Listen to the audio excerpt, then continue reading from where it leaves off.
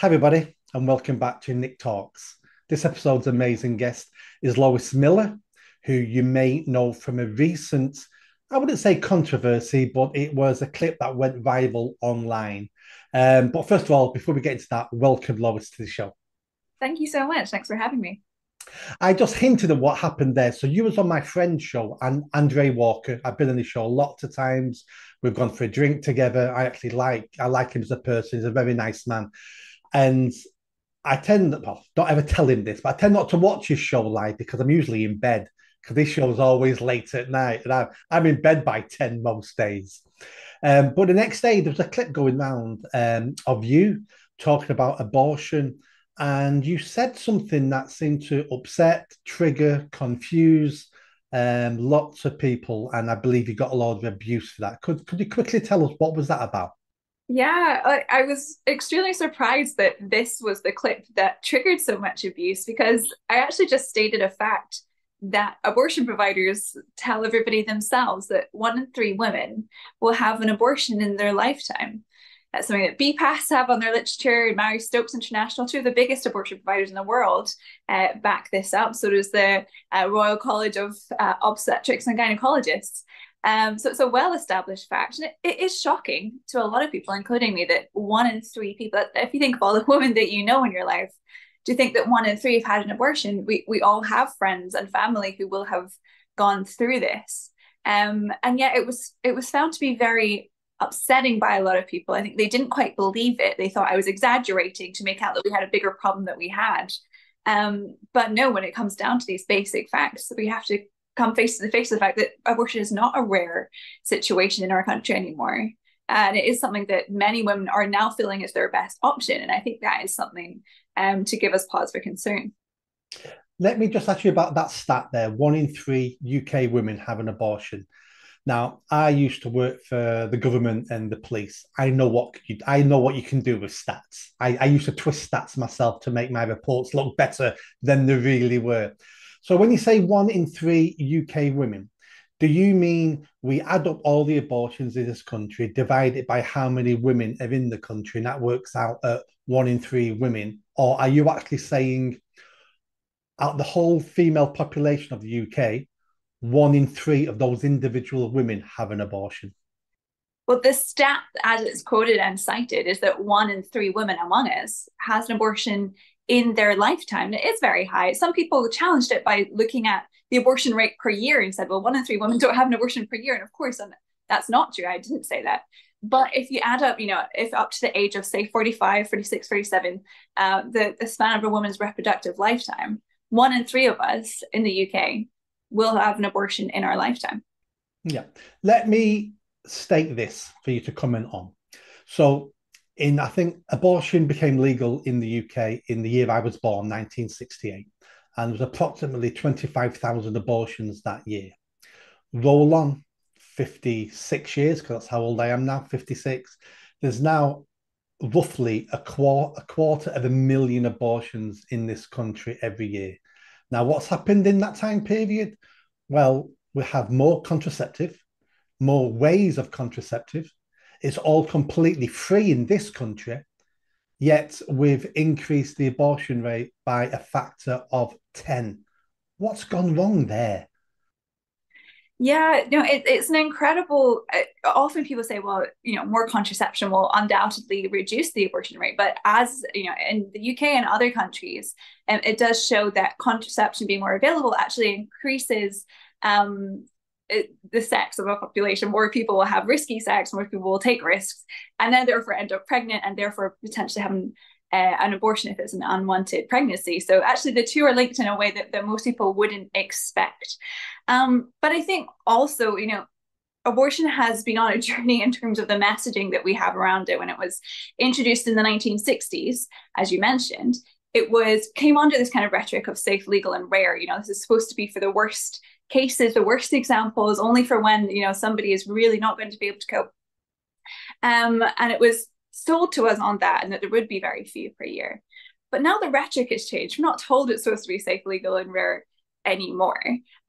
It's celebrated. When I'm quoting the abortion providers who say 1 in 3 have women have abortions every in their lifetime, they're saying that as a celebratory fact. Somebody commented that it was a triumph for this many women to be having an abortion.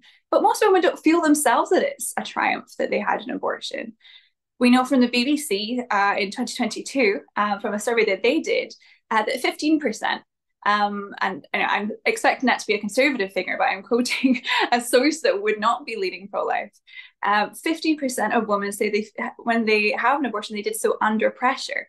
I don't know if that's pressure from a partner, quite likely pressure from parents, maybe pressure from society, pressure from their finances. But a lot of women don't feel, that they grew up thinking, oh, I want to have an abortion one day. But they found themselves in circumstances like, oh, this really is my best option. And I think that's tragic. I think if we're still a pretty affluent society. We're a society where we can make resources available for women who are facing a crisis. I don't think any woman should feel they have to have an abortion. And that's an incredibly high proportion of women in this country if we're taking all these statistics into account together. Yeah, let me tell you a little something about me. So I know for a fact in my late teens, 20s, if I'd have gotten a girl pregnant, I know for a fact I would have pushed her along the lines of have an abortion, for two reasons. The first reason would have been it was socially acceptable. But let's be honest, the main reason and the truthful reason would have been for my own personal convenience. That's why I would have pushed that girl along that line for that decision. Roll on a couple of decades, a lot more reading, thinking, turning into a man, taking on personal responsibility, being a provider, being a protector.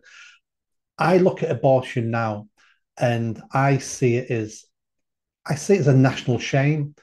I see it as society killing the most vulnerable in society, not because they're expensive, not because of technology, not because of medicine, not because of religion. We're doing it all because of personal convenience, and that I don't know how we're still getting away with it. I know that there's a backlash now in this country, mainly because of social media. Most of my lifetime, you couldn't talk about abortion because you'd been shouted down by feminists, being called a misogynist, evil. It's not your place. Well, do you know what? For a start, it is my place because you're killing my child. It's not just a woman's child; it's my child, and my job as a man, is to protect the tribe and that baby. And I'll call it a baby is part of this tribe, so I should protect it. But now we're having more of these discussions online, and the more the facts are coming out, and the more you can see what happens in an abortion, especially late term abortions, people are beginning to change their minds. And I remember talking to a woman once, maybe a decade ago, and she mentioned, we were talking about abortion, it popped up in conversation, and she said to me quietly, I'm anti abortion and I've had an abortion. I said, why? And she went, well, I had an abortion for these reasons. I can't remember the reasons. And she said she changed her mind on abortion and regretted having it once she had another child. And she said, I was holding that child in my arms, saying to myself, I killed something just like you. And if I'd not killed that baby, it would have been just like you. And now you're in my arms. I could never kill you. I'd lay down my life to protect you, but I didn't do that for the first one. And she says it's killing her inside. She can't get over what she did. I'm not saying that's all women. I'm not saying that for one moment. This is just one isolated person I spoke to. Yeah, no, it's heartbreaking. I think, we're fed a lie by the industry, by society, that it's just a clump of cells, that it doesn't mean anything, that it's just like getting a tooth pulled. But, I've spoken to people who worked in abortion clinics and they said, you don't sit women down after they have a tooth pulled and allow them to cry and to grieve. But that's a very common symptom after an abortion procedure is women will often cry and grieve emotionally for what's happened. We're told it's a clump of cells, but we're kind of being increasingly asked to deny the evidence of our eyes and ears as we get these incredible looks into the womb now with 3D ultrasounds and 4D scans, and we can see that little baby developing.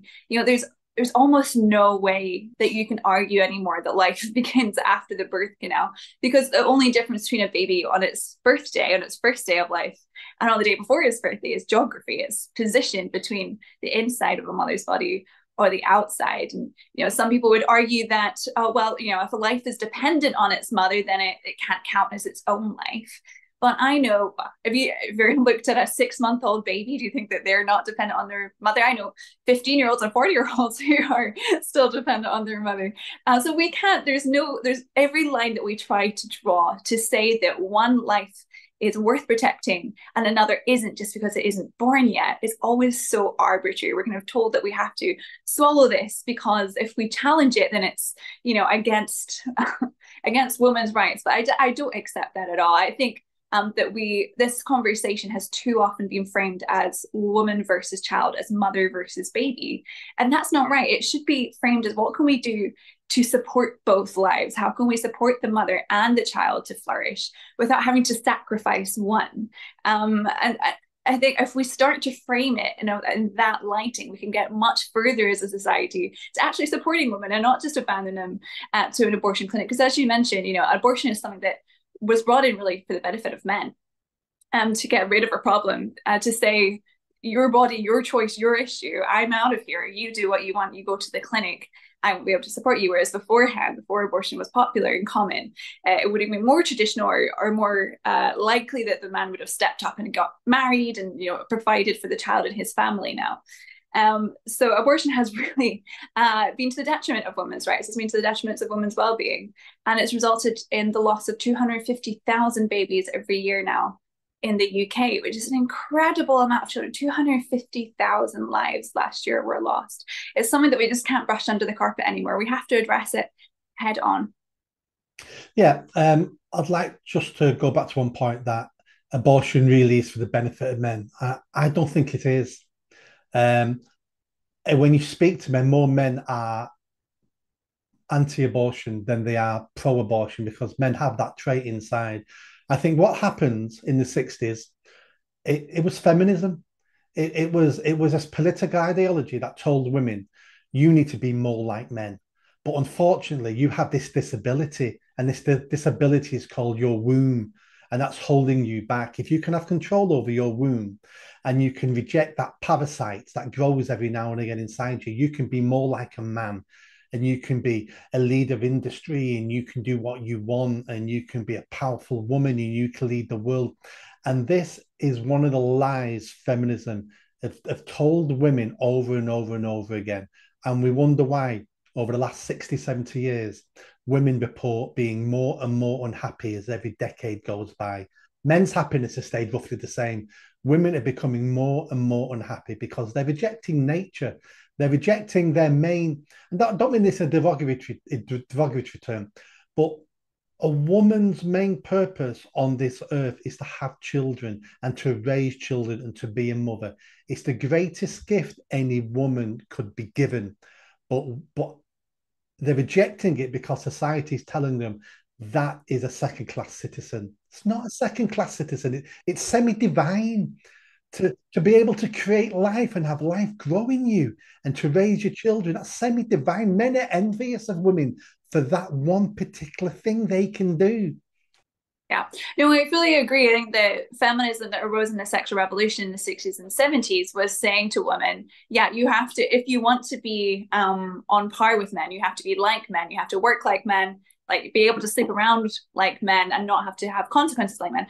And we bought that lie. And now you wonder now in 2024 why there's so much confusion. We've been told women are just the same as men, and now the line is women are men. And a lot of us women are rejecting that now because we see how far it's gone. We're like, oh no, we're men can't just become women like this. But we've been told for generations, for decades now, that there is no difference really between men and women. So you can see how the kind of the transgender ideology has grown off of that. But in fact, we are different. We're physiologically different. Different things make us happy. I'm not saying that every woman who has children will automatically be happy or the other way around, but we have to acknowledge that we have an innate biology that allows us, that gives us the privilege and honor of being mothers. And yeah, we've been kind of forced to deny that. And I think, yeah, like when I talk about abortion benefiting men, I mean, from that perspective of it really doesn't benefit women. It can only benefit, in a situation where she's being forced to deny her biology, or a man has been using her in a way that he shouldn't have been, by disrespecting her as a woman as well. So it's something that really innately works against womanhood. And I think rediscovering womanhood, rediscovering what that means in the 21st century, to really embrace what a woman is before all this gender confusion got in, would really set us on a path to really helping women flourish. And it was a Yale study or a Harvard study, no, a Yale study, that saw that women's happiness has decreased in absolute and relative terms to men since the 1970s. And I think we have to take that seriously and take it seriously, all these problems that are coming to fruition now. But it's so difficult to do so when the debate is so hot, when the censorship against this conversation about abortion and about what a woman is so high. It's so difficult to just get these issues taken seriously. That leads us on to my final point. What do we do about it? I'm not the sort of person who wants to start dictating to people and being authoritarian about what you can do and what you can't do, even though part of me wants to protect the vulnerable, even from their own mothers. Is the solution more discussions, more education, and removing the misogynist taboo around this topic? I think, yeah, certainly removing the taboo. I think a lot of people, when they see the reality of life in the womb, when they see what a little baby looks like at 10 weeks, 15 weeks, 20 weeks, and when they think to themselves for a second, well, hang on, we all think that all humans have rights, and this is clearly a woman in the womb. Sorry, it's clearly a human in the womb. It's not a sheep. It's not a chair. It's a human baby. Then of course we have to afford those human rights and protections to all humans, whether they're vulnerable or weak or small, or have a disability or a different gender than somebody wanted. But you have to be offering human rights to all humans.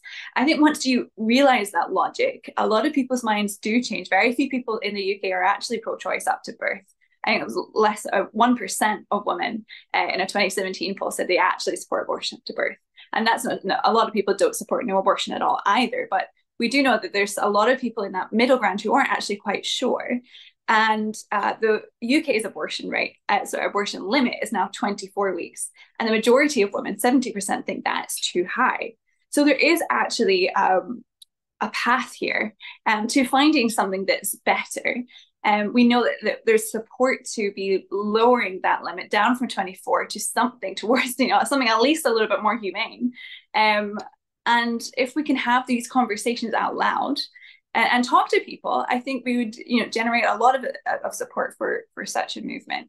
So I think breaking the taboo, actually speaking out what you think instead of staying silent for fear of the mob, is going to be a huge page turner, because the mob just win if nobody speaks. But if everybody speaks, then the mob won't be able to silence and censor. So I think raising awareness, having these conversations, and when these things come up in Parliament, writing to your MP to tell them your view.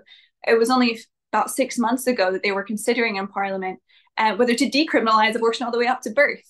Fortunately, that vote never happened because an election was called in the meantime. But I am sure that in the next few years, that's going to return to Parliament for a debate again. And so if you do agree that it isn't good to decriminalise abortion all the way up to birth, that that's barbaric for little babies and it's not good for women, then say so. Write to your MP and engage in the conversation, because if everyone stays silent, nobody will know. But if we all speak about it, we'll be able to get that message out. Yeah, I agree. We need more conversations. Even if we don't manage to change people's minds, we need open conversations so we can explore the topic. And what many people don't understand in this country is abortion in this country is legal up to birth. Most people think it's 24 weeks. 24 weeks is you can have an abortion in this country 24 weeks, no questions asked. But if you can get a doctor to sign off your abortion because your baby's disabled, you can abort your baby in this country up to the day of birth. Most people I say this to in this country don't believe me. I've got to Google it and show them. And lots of people say to me, abortion should be okay up to when the baby has a heartbeat or brain function. Then it's assumed it's like, well, that's 6 weeks. Oh, 6 weeks. So there's a lot of confusion, misinformation, and a lack of knowledge around this topic. Hence, why people still go along with the view of I'm pro-choice, and it you might be pro-choice for the woman, but where's the choice for the baby? The baby's never mentioned. Yeah, I think that's right. I think pro-choice is a bit of a misnomer because nobody is really pro-choice. Everybody limits somebody's choice to, rob a bank or steal a car. And no one would. You must remember the COVID pandemic and the vaccines. It, where was my body, my choice then for most of the governments in the Western world? There was no choice. Lose your job or take the vaccine. Yeah, that's right. Exactly. So we all know that like every democratic society limits choice sometimes. And we would certainly limit a choice for a woman to kill her baby, if it was 6 months old or 1 month old or 1 week old. And so why do we so avidly protect that choice when the baby's just a little bit younger, a little bit more vulnerable? It doesn't make any sense. And I think when we think this through, most people agree. But it's just getting those arguments out and getting those conversations going is really the key to unlocking this. I think history will look back at this period of human civilization and will treat it and look upon it like we did the slave trade. I think they'll look upon it and go, how did so called intelligent, civilized humans engage in such a barbaric practice just because it was a social norm? Where were all the people speaking up, saying, like we did in the 18th century, Wilberforce turning around, the English, the British were the first people in the world to say, actually, slavery is wrong, and we're going to stop this, not only in our country, but across the world. And we're going to use our navy to stop slavery. And we need that same sort of movement now across the world to say we're going to be looked down upon as savages by the ones who come after us, because this is just so wrong. Yeah. Yeah, absolutely. No, I think it's the greatest tragedy of our current century, that we're allowing this to go, and in fact that we're celebrating it. Yeah, no, we need a lot more people to speak up and to speak out, and hopefully work together to move the law in the right direction until we can create a world where no one wants to have an abortion because it's so horrific and so barbaric, that she has so many other options of support. She'll never need or want one. I think that is the goal to have in mind. Thank you so much for coming on. If people want more information on this, can you recommend anywhere people should go, what they can read, how to find you? Yeah, absolutely. Well, I'm on Twitter at Lois McLatchie, and I do a lot of commentary on this kind of issue. My husband's also very involved as a researcher on abortion ethics. So you can find him. He's got a great blog called callumsblog.com, where you can find loads of information, all the answers to all the questions you've ever asked about abortion.